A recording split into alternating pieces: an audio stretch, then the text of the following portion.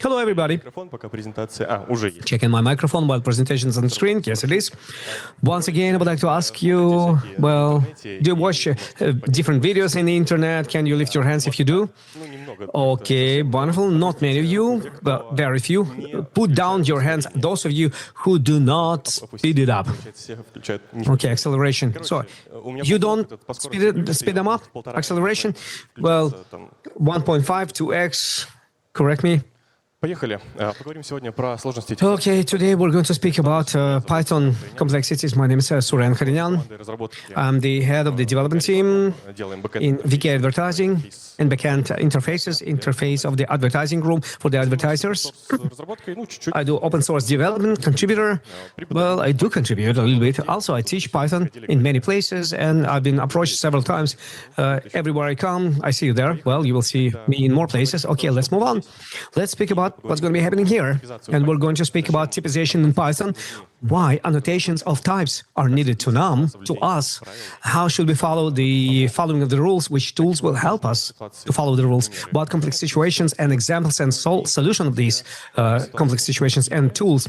And situations where tools don't work, what ways around we have for cases like that. Today, we are not going to tell you what was in the old Pythons, old way of annotation, how the parsing of synthetic tree, how is it technically possible that one program checks how the code is written in another program, comparison with other languages. I'm not going to do that. We don't have time for that. Not everybody have context to dive into this. You need a lot of time. So let's move into the core. And I would like to be more specific. Python is a language with dynamic typization. Any variable can take the value of any type, which means that we can, into any variable, we can put number, line, dictionary, list. And this is convenient because we want to store this. If we want to store it, we will store it. This is wonderful until the moment, well, when we launch the code, because in the runtime, sometimes we see errors like string not int can only concatenate string not int. A non-type object has no attribute lower, any other attribute which you wanted to take, but suddenly none came instead of the object that you wanted to see.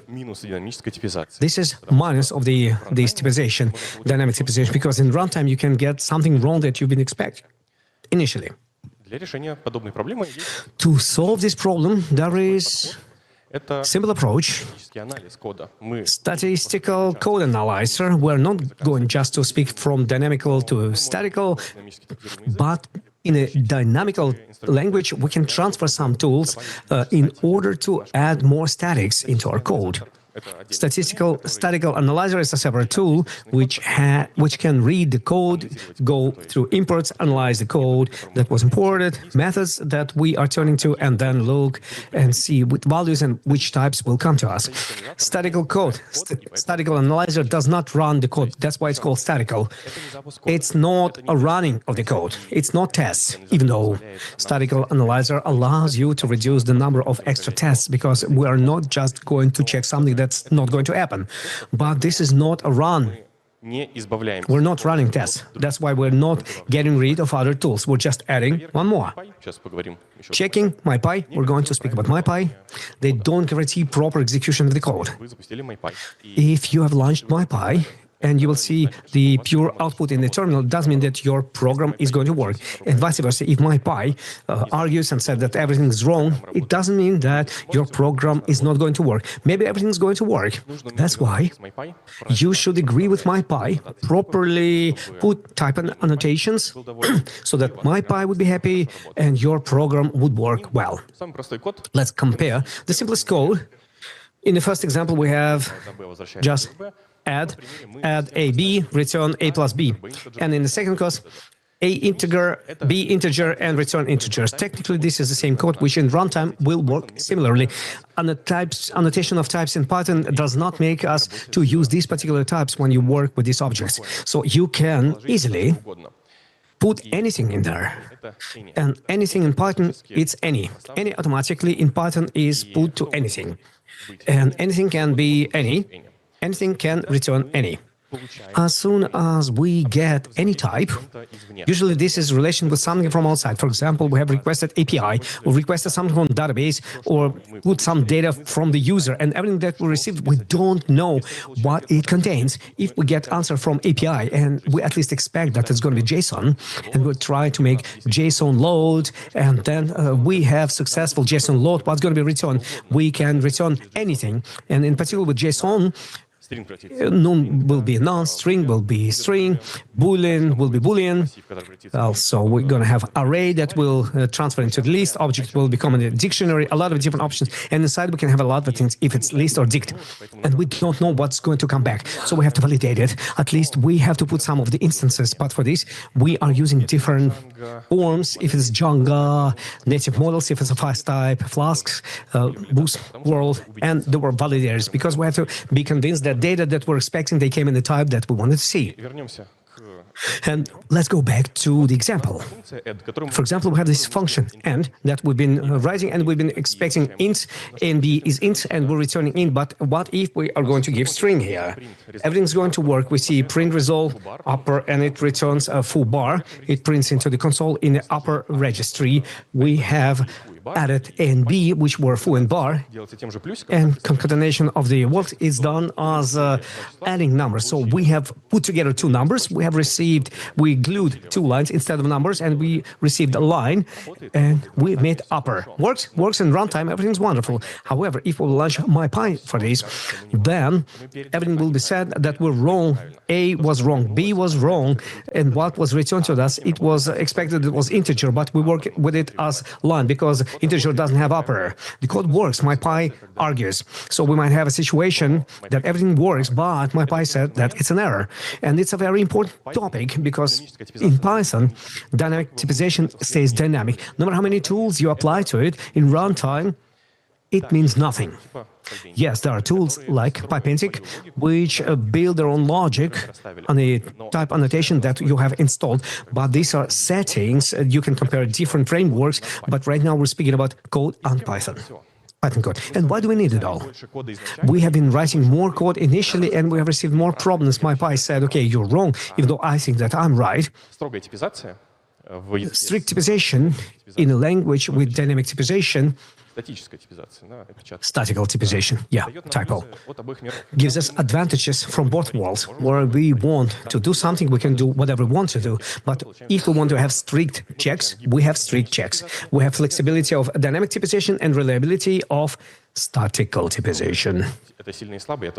Strict, strong, and weak. Okay, annotation of Python types. We have them long time. It was a conference where Guido and MyPy creators have agreed, and they said that they will implement this support into Python. And right now, as a consequence, this is something that we work with. And of course, I would like to typize everything in the Python, everything that comes out, everything has to be typical. But nobody will let us to do, because we need to do features, because in Python we put types where we have to say that we want this. But why should we be helped? Of course, it's difficult to think about somebody else, because in the future we are different person, but we should think about ourselves and other developers if you care about them. And we, for example, will read the code and we see get user function. User ID, what type? Get user, what is going to return? Dictionary, class, event model, what is going to be? How are we going to work with it? We know nothing about it until we put type annotation, and this is help to us. Get user, receive integer, and returns user object where the ID is a user integer. We connect it in our head, and we don't have to go inside of the function to see how this is being realized. And then you can tell us, is it difficult for me to look? But if you haven't worked with big projects which are multi-year, sometimes there are functions which take hundreds of lines, even thousands of lines, unfortunately. And in this case, it's just either you will go and dig inside of it, or just you look at the function protocol or its interface and specification, and then you see that int in the beginning, user on the output. Okay, int, that's a popular type for ID. But if UID, we see that it's UID.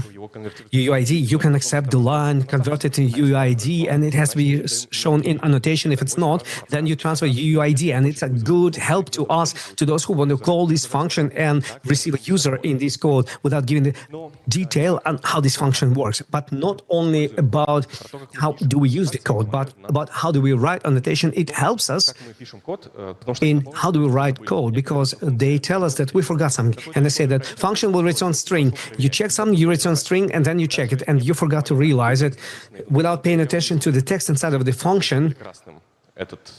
Then you look at the red or green code and they say, okay, you forgot to return. I said, yes, by default, it's return none. But in this case, it should return string. And I have pointed it out in the beginning. So in advance, we explain to ourselves that precisely there should be string return, and you forgot about it, then before the code launch, you have not launched the program, and you already see that there's a problem, and it's very important. Before this, we can narrow it down. If we take some literal, and we can say that we can return spam or X. And if, for example, I will return not X, but X with one letter G or something else, something different, they will tell me, you wanted to return this specifically, not just a string, but this you wanted to return. Okay, be a good guy. Look at what is to be done. You have to agree. Either you just say that you wanted to return this, or we fix what we wanted to return. Either we have define the function that will expect this or that, then most likely you will have to check the code. You're just writing the code and you already get annotations. Annotation is very good, understandable. Annotation by desire is even better. You don't have to put it everywhere. You put it only where you cannot output out of the context which type will happen. Another observation that I've had, Nassim Taleb, Anti-Crispness and Black Swan, author of the book, he said that any contrast actions more useful for the system than continuous and monotonous ones. And a great example was that if you will run to the bus stop, for example, or to the store, or if you will walk the same distance, the first option will be more useful because there will be higher load on your cardiovascular system. You will warm up, and it's going to be better for your health. Of course, it's better without extremes, but we'll see how the topic with contrast is going to help me to keep your attention on the presentation. A couple of words about common mistakes. I think we have to speak about that. Somebody can say, I know that, but in open source, I see things like that. I see it at my work. That's why I think that it is very important to properly annotate. What are args and quarks? When we take arguments, positional arguments, even though functional parameters can be called differently. So what do we annotate?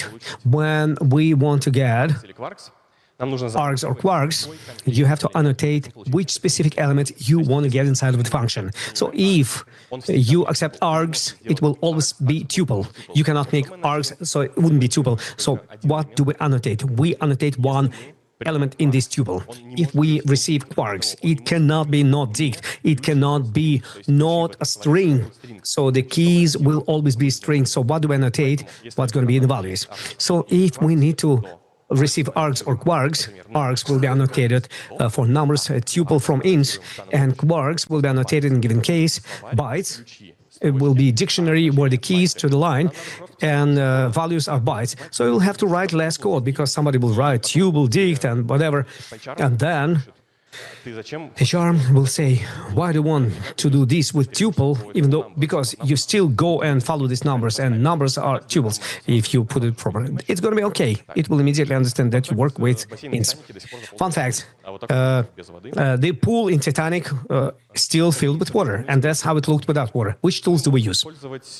We can use MyPy or some other alternative, but why not MyPy? Out of these alternatives is base MyPy, PyWrite, base PyWrite, Pyr, and I didn't see it ever that it was used, but it exists.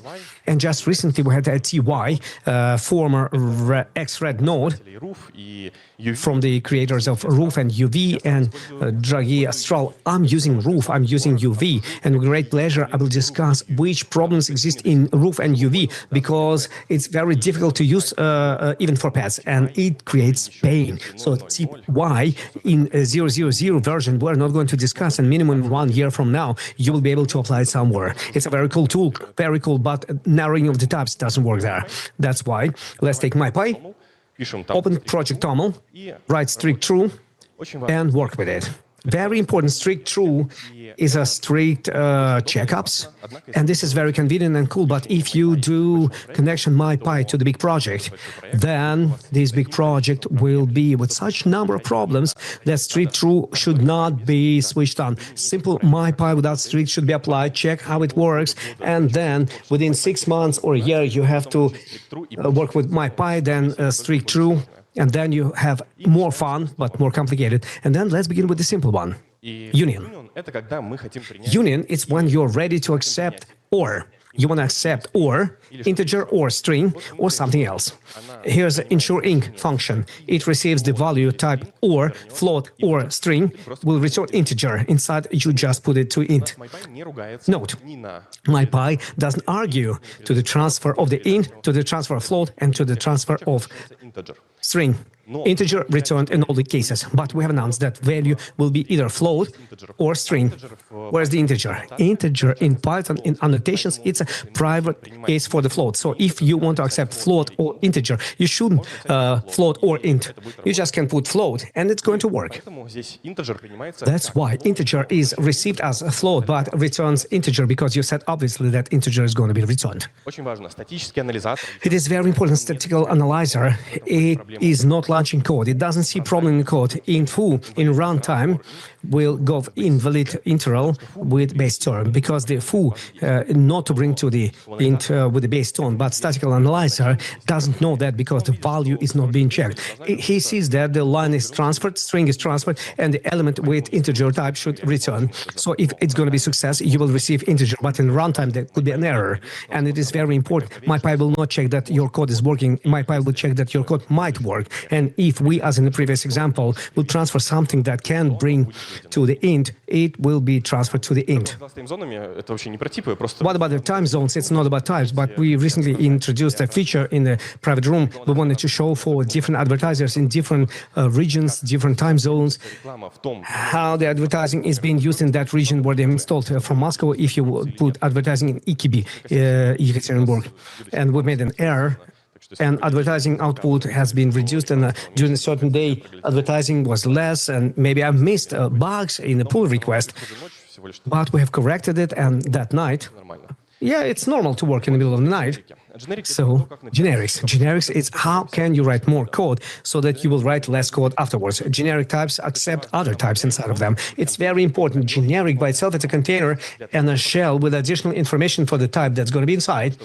Why do we need it? We need it to describe more information right now so that you don't write code further on. And the most popular one, generic collections, you have seen the list out of the ints. List of integer, you just write parentheses, you put the type, and this list out of ints. You can add anything to it. You can add integer, string, float, whatever. But MyPy, only MyPy is going to tell you something is wrong here.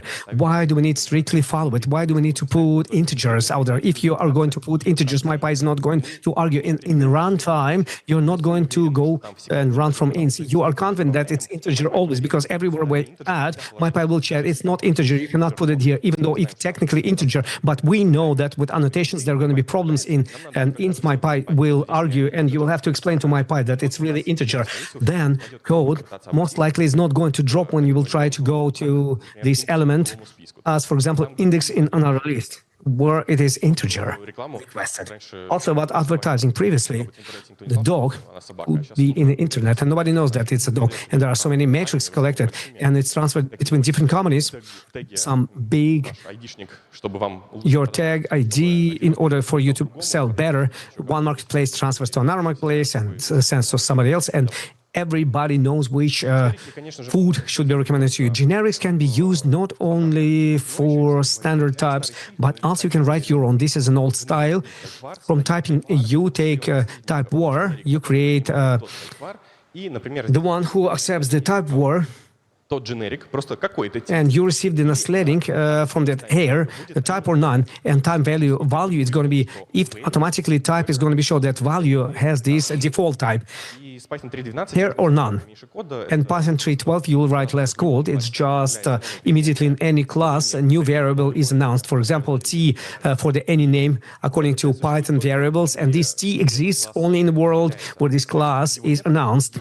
So in its methods, in its internal methods, during the announcement of the methods, body of the methods, and then this T does not exist. It's wonderful when you have to announce several generics so the T wouldn't cross-sect. It also can be shown different T's. Дальше мы не пишем дополнительный код, но проверки уже работают. Then you don't write additional code, but the checks are working. If you make box with a number 42, then a value in box will be integer or none. Why or? Because initially we have announced it's going to be or integer or none, the string or none. What if we haven't transferred anything and none can be by default? What's there? Type for the value. It's going to be any or none, but we don't want to have any because it can be anything. You can work with any. You still have to bring it to some type, to something else, or you have to additional checks. That's why we can, in advance, note which type going to be in the box without putting the value. There are two options. I'm showing two of them, but I like the second one more. The first one is more useful one, how we've been writing numbers, column, integer, equals, but we've used literal because during the announcement of any standard collections, it's better to use literal if it's possible. But in this case, literal is not available, so you can make second option. Foo means box, the type in utilizer, and you can add something else. You have pointed a generic type and this box which has none value, value or none, and it can be float, and if you will assign something to it, and it will say that we're wrong. Generic types can be narrowed. For example, you say that we have the mule function, which accepts the function like in class. You input some generic type, and you input T, which type can be integer or complex or float. And when you say that A and B, and your returned type is P, that in the framework of this call, all belongs to this type. It's not that A can be or, B can be or. But what we have transferred, exactly the same type is going to be returned, and we will return the multiplication. And the first, second, and third case, read integer, float, and complex. And integer, I've transferred both integer option. Second one is going to be float because we transferred float, but we've transferred float only the first one, positional argument. The second one, integer, but we do remember that integers are private cases of float, and in a given case, they both are accepted as float. That's why float is going to be returned 1 multiplied by 0.4. It's going to be float. With complex, it's the same. We'll receive complex even though one is complex and another is float. So in the framework of this call, it's going to be one type. Also with generics, you can do a lot of other cool things, but it's going to be a separate presentation someday. Also, we can create generic classes and inherit them from regular classes. You do inheritance from our class, and you can create new generic types, inherit from other generic types, and specifying these generics afterwards in our generic, you can specify everything else. This is all very cool, but it requires a specific overview, so later. Okay, let's summarize generics. First, you describe abstract logic, then you do the realization. We expect that types that can be defined on the way, they will be decided on the way. And then we add help where we have no possibility. For example, we add a value. About abstract logic and generic. Okay, let's see. Everywhere where we can, we should use no. Not precise collections, but abstract collections. Not list tuple, but any abstract classes from collections ABC.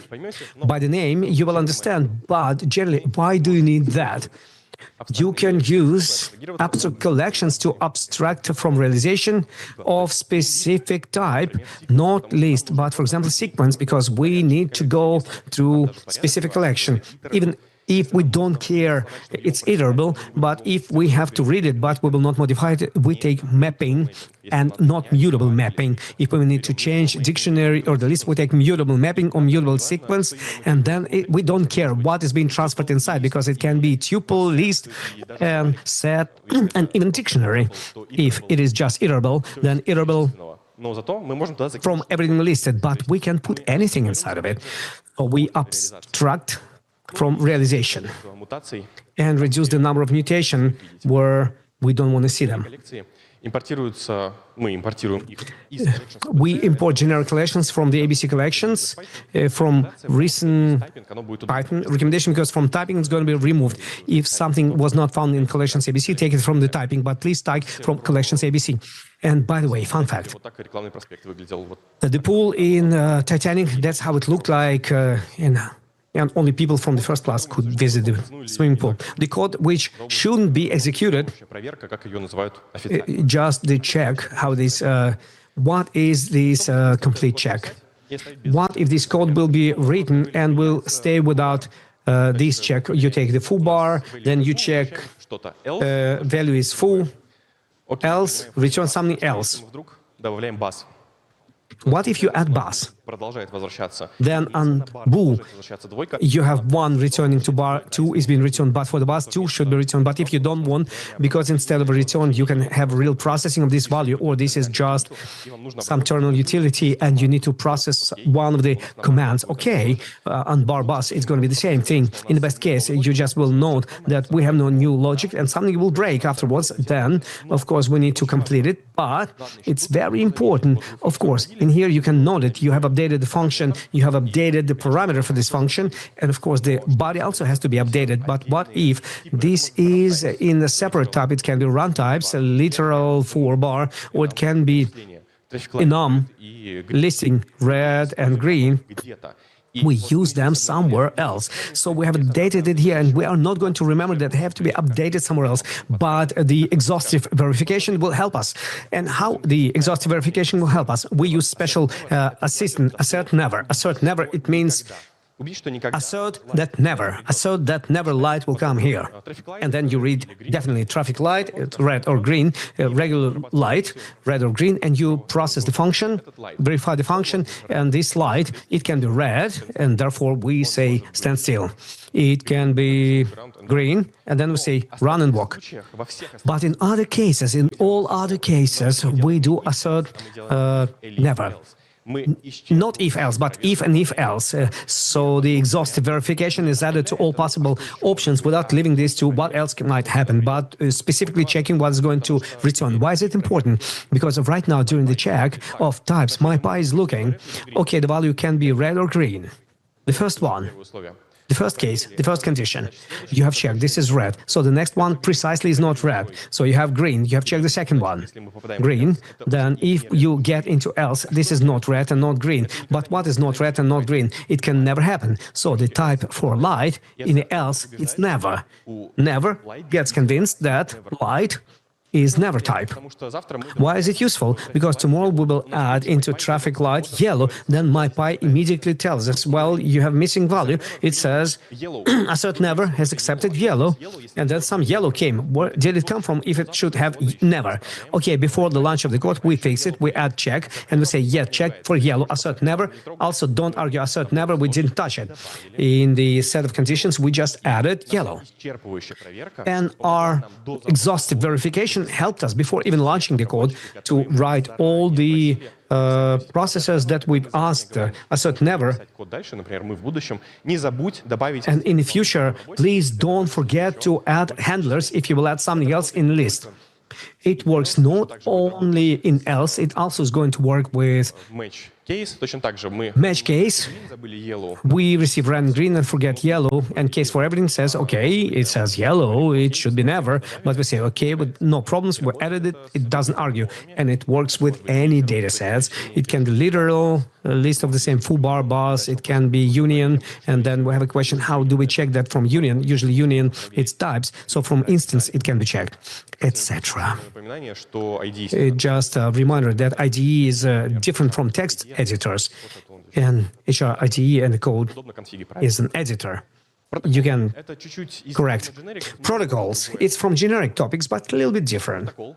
Это инструмент, Protocol, который позволяет it's a нам tool which helps us to say that I want to accept something here that will be accept and return without realization. For example, we have bytes readable protocol and we inherit it from protocol and we announce method without realization. Def read accepts nothing except self and returns only bytes. процесс data. Then we write function process data. We receive bytes readable. We method read, which is acceptable, and we return what was returned to us. We return bytes, and we see that they had bytes readable. We return bytes from this function. That's it. Everything's wonderful. Everything works. Somewhere it's useful, or we could take abstract class and then inherit and the method read. Also wait and specify basic class. But what will you do with inbuilt open? in build open will return some IO wrapper. And this IO wrapper Байты, если will return read or bytes if you open it at read bytes, or the line, the string, if you read. So it happens that by specifying process bytes readable, you limit what can be transferred here, only file which is open for byte reading. That's it. Otherwise, my Pi is going to argue. And then you can use inbuild or any other object, anyone which has read, which will return bytes. What happens inside? It doesn't matter, actually. тот же протокол, очень. And the same protocol, very convenient. Что такое callback протокол? How the callback protocol? What is callback protocol? Callback protocol is when you need to transfer somewhere some function or a method, something that will be called afterwards. A simple callback. For example, we're writing some handler for the broker of messages, and we need to transfer to our handler. That will be a custom depending on situation. We need to describe some handler that will receive certain type of object and return something, or we are going to receive object like that. If we will use a callable annotation, which calls callable, it means we can specify positional argument and type, what is going to be returned to you. And you can args and quarks with crutches, but you will not be able to give arguments. And this is very important. Moreover, this is additional knowledge that is required. This is additional syntaxes that is going to be useful only here. And why do we need something that's going to be useful here if you can do something universal, something that we already know? So we announce some class message that's going to be accepted for realization, and we take and create protocol, and we call it callback. Yeah, callback protocol. Что такое метод? Then we make method call. What is call method? On Python class, it's a method that's going to be called when we're going to be calling copy of this object. For example, if a function, as if it's a copy, it's a call of the function. Self. Игнорируем message. Self is ignored, message, and it's going to be type message. We return instance none. It's the same function. We annotate completely. Even 10 arguments don't do that as many. So what do we return? Функции пишем. Дальше мы As in the regular function, we write it. Then we write that we have processed message, some handler that is written in the code И вот он for receiving the messages, and then it processes iterable sequence or not sequence. It doesn't matter for us. It's a problem of the one receives them, and for the processing it's not important, and we receive the callback. It's a callback protocol. So we don't need to make some abstract class, process, message method, or something like that. Any functions announced on a way, not even lambda, you can put it in here. And then it happens that if you will have a callback which receives a message, column message, and it works. If you call bad callback message MSG type message, it's not applicable. It will tell you. We've been expecting that it's going to be message, but it doesn't work like that. So we wanted for the message to explain in words. In MSG doesn't work. It should be message. So we announce function without inheriting it from anywhere else, and thanks to the protocol that we have created previously in the call, we said it should be message column, and then none is returned. So the good callback message column message returned none. If the good callback good callback will accept some argument which is not mandatory and will put it as default, it will hit it as well, because technically we as that one callback protocol, we can call message equals message and transfer nothing. But this one, if we add something right here, we can call message equals message and nothing else will be transferred. It's going to work even if we'll add something. So for this callback protocol, we can compare to callable, we can add more information. For example, if we want in our process messages, if we want to process information about what kind of a callback we have received for the logs, we can write logging info, call callback, and transfer name of the callback. What do we get? We get error, callback doesn't have name, but the functions are available, name. Okay, let's speak about callback, and during the callback we say name.string, nothing else is needed. And everything work, nothing, no errors, because any function is going to have name. If we're going to transfer class, which has the instance of a class and method called receives message, it's also going to be name and it's going to work. And if we do need so that blogger would transfer callback name, then we say that in protocol we expect that it's going to be.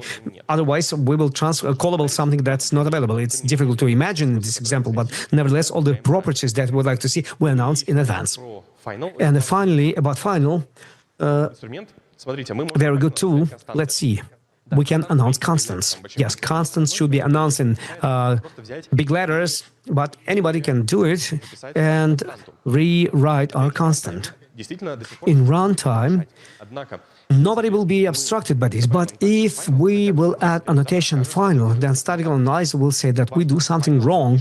It's important. Final, we say without specification, without any specifications, without rectangular brackets, we just write final, and the type is shown automatically. In a given case, it showed as literal 42.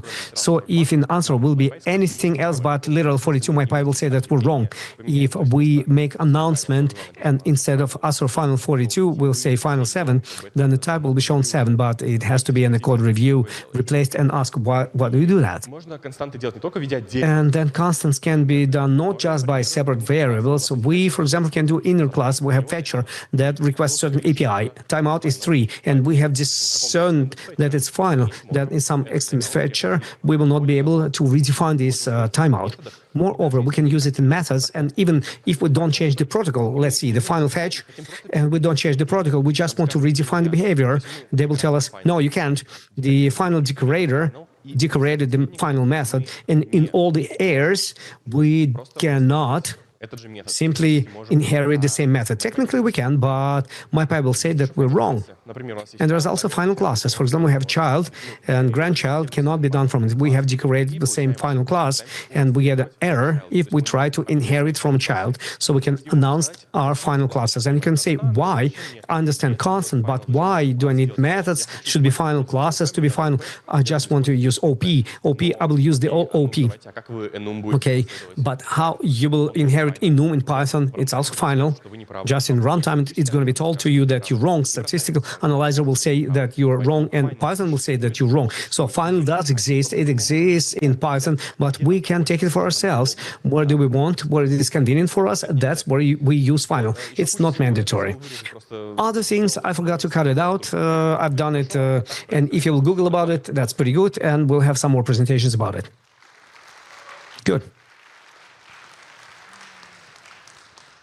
Спасибо, отлично. Thank you very much. Wonderful friends. We have books that you can receive for good questions. Welcome to the microphone. Thank you for your presentation. Very interesting. I know it's a popular topic, but not everybody knows about it. For example, during the interview, we receive people like that who hear for the first time about it. So I have several questions. The first one, I see that you follow how the typing is developed in Python, some innovations and types. So the question is, do you think that type system moves in the right direction in Python globally? Of course it is, because where we want, that's where we specify. And there's going to be the second question. Where we want, that's where we use it. And then you say, use my byte, includes strict. What do you think this semi-measures principle? Well, all over we roll up the type check through MyPy. Will it work when in some place you have a notation, in some other place you have any, and you will disconnect that no any return or something else, reduce the number of checks and maybe not use it? So what's the sense of these semi-measures? I love strict checks, so there shouldn't be any in the project, but it's difficult to approach it. But it's very important to remember that this is a separate tool, because if suddenly you need to do something, you just ignore, you create it, and then MyPy have been arguing against you, but you tell, okay, I'm talking, and you just roll up as is, because sometimes you need things like that. This is an additional tool that helps you to write code and don't pull the error if you miss something. It's an additional tool like writing in PyChart text editor when it tells you what should be done, what shouldn't be. You can write in the block in Node, but when you will roll it out on Pro, and linters will help you, and statical analyzer will also help you. Well, simply when you do it partially, as if at a certain moment of time, this partiality is getting accumulated, and all the helps are breaking because they refer to each other and they use each other. There's an example how it's broken. I can discuss it. All the examinations are CI, and only certain people can do it. So if we have a rule, nobody can check it and break it. They have to follow these rules. Well, I disagree with this rule, and let's apply this. I'm not speaking about rules. I'm speaking about optional annotations. Should you or not? Shouldn't you? If my pi is not arguing, then don't. Okay, thank you. Thank you very much. I think this is the coolest feedback when you speak on the stage and they say, okay. Привет. У меня два Hello. вопросика. Во-первых, I have можешь two вкратце questions. рассказать про ковариант Can you briefly и второй вопрос. speak about variant and control variant? And the second one, how in the runtime, Типы. Как how you can match heavy types? How don't you make it into if-else line and pull some arguments into generic and etc. Коварианты и контрварианты в кулуарах, потому что Covariance and countervariance outside, because every turn has to be explained. то, как не But проводится, надо исходить how should I от dive? каких-то базовых Initially, it should come from the basic types generic, какие-то функции. and do more generic functions and handlers if you need specific type to handle. Then, if you have a lot of ifs, then put into dictionary. I mean, for example, following the type scheme, assemble some UI or something else. У них будет какой-то базовый тип, и They will have some basic type, and there will be handler that checks several different у options. нас есть пример, я с удовольствием посмотрю. Well, if you have an example, I will look at it. Я понял. It's difficult to understand it. I understand. Thank you. Записался на менторинг, да? Okay. Супер. Прошу. So he's going to have a... Hello, thank you very much for presentation. I have two questions as well. Question number one, do you use statistical checks in CI/CD pipelines? So if something is written wrong, then you cannot push it and it's returned and you have to redo it. Проекта, It depends on the project. In some projects, MyPy truthfully но strictly checks it strictly, but there are situations where MyPy can be ignored. And from the specific one, в этом должно it depends from specific repository, because in one it has to be strict, in the other one it shouldn't be strict, because this is a project. In here you can do it. For example, everywhere it says report, speaking about specific word, a report says that everything's okay or something's wrong, but pipeline either drops or yellow. But how do you define the project type, where you can, where you can't? What are the characteristics? If you have such a question, then everywhere you have to do it. If you switch on and understand that it's not going to be printed and you cannot print this volume of checks, падать, вам нужно кучу. so the pipeline is drops and you need to spend a lot of time for handling. It should be optional, and when you see this problem, you should do it gradually. And when you have less of those problems, you make it strict. What is to be done with big code base and legacy? If you have a lot of legacy code, does it make sense to implement it there? Will there be some profit or just more time you will spend? Good question. Really, it's a constant problem and it can be solved easily. We write additional check. Травим My изменения. Pi идет follow imports. tuned for changes and then it follow imports for all imports that we work with. But the report that is generated by MyPy goes through our filters, and those files that we've been changing in this merge request, for them, report is being pushed. For other files, is not. So if you have edited something, the whole file will be unnoted.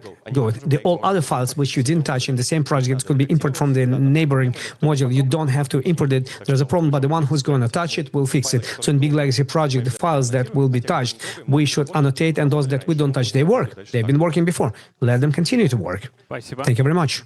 Thank you. Тоже два Welcome. вопроса. Первое. Two questions. Question number one. Баланс между тем, чтобы How can you find a balance between максимально общим образом аннотировать, то есть, грубо говоря, when you annotate in a general way, generic annotations? So when you make a function receiving 2 ints, it can receive only 2 ints, but realization is more universal.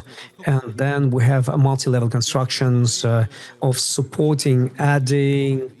So how you can keep yourself from moving in that direction, and when should we stop? Отталкиваться от требований. Well, we should look at requirements in your code.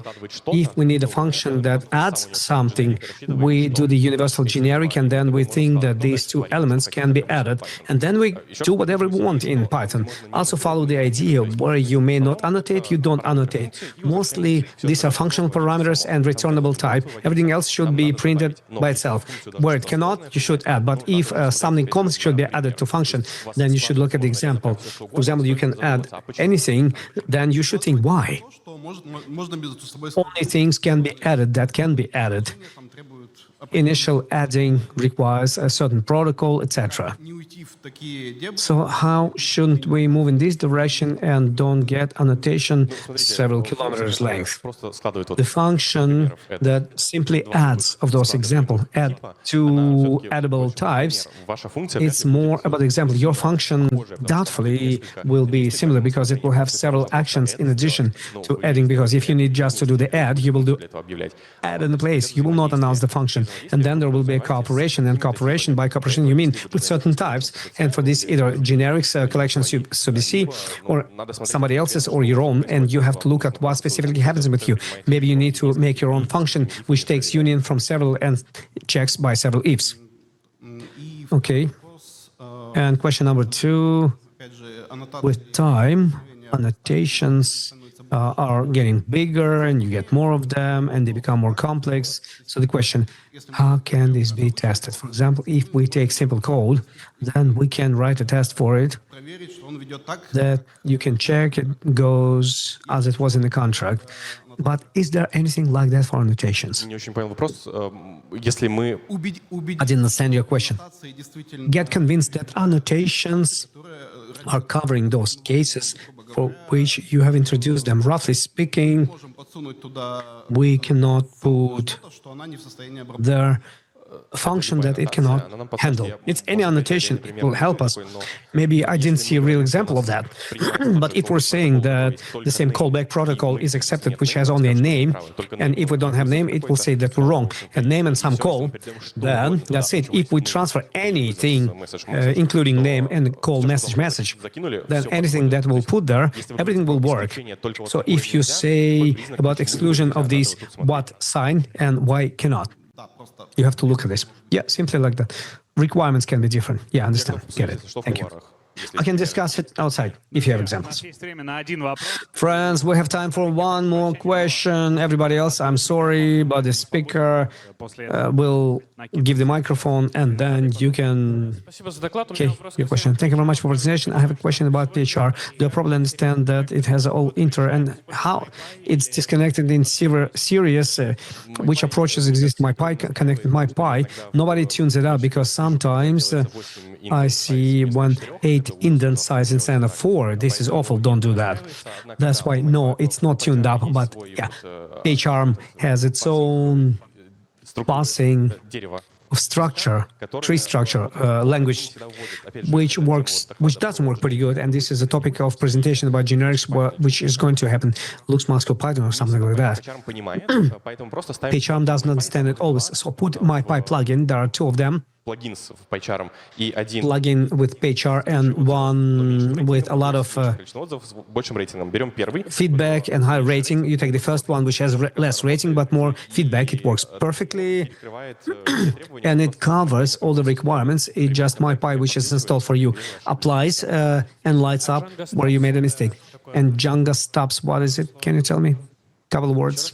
Django Stubs, библиотека. Django stubs library. Stubs and type sheds are additional packages where you have added annotations. This is a big pain because it's a package which is supported separately from framework. So if I've added new parameter to the function or union for 2 types and I didn't update stubs, then annotation will tell me that I'm wrong, even though I'm right. But in the right time, we do whatever we want, and in real world, we can do it. So, well, right now, I think that we can live without the Django stubs normally, but generally speaking, type sheds and stubs are way around when in real code it's not really annotated or not sufficiently annotated. Я пошел в Redis. And in Redis, I went to Redis Pi. Чем я думал, там меж-request пока висит. Annotations were much worse than, and I'm completing right now situations when we do one thing and annotation tells you something else.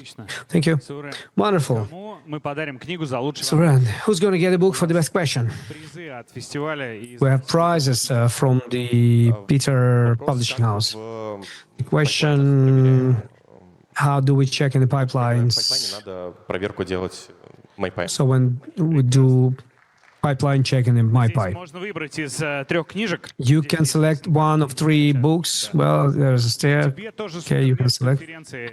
And super merch from the conference for your presentation. Thank you very much for your answers. Thank you very much. Кайф.